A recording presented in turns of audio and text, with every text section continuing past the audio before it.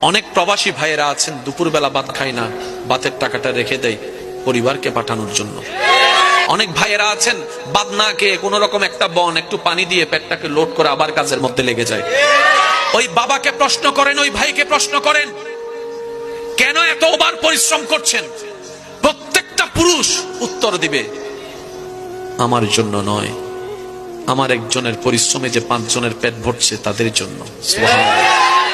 আমার একজনের ত্যাগের কারণে 5 জন যে শান্তিতে ঘুমানোর চেষ্টা আমি তাদের জন্য করছি। আমি একজন রোদে শুকাই বৃষ্টিতে ভিজি এই কারণে, যাতে 5 জনের মাথার উপর একটা ছাদ দিতে পারি, শক্ত ছাদ।